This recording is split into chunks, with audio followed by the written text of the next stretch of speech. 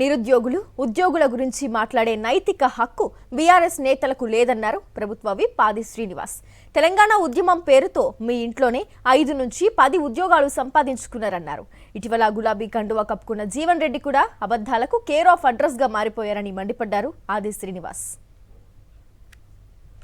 నిరుద్యోగుల గురించి ఉద్యోగుల గురించి మాట్లాడే నైతిక హక్కు బీఆర్ఎస్ పార్టీకి లేదనే మాట ముందుగా చెబుతూ నీళ్లు నిధులు నియామకం చెప్పని నీళ్ళు దోపకం నియామకాలు కేవలం మీ కుటుంబానికే, మీ కుటుంబంలోనే 5 పదవులు ఈరోజు వచ్చినటువంటి సందర్భంలో లెక్క పెట్టి మరి చెప్పినటువంటి సందర్భంలో ముఖ్యమంత్రి రేవంత్ రెడ్డి గారు ఒకే కుటుంబంలో 5 నుంచి 6 పదవులు బంధువులు కలుపుకుంటే 10 మంది వరకు.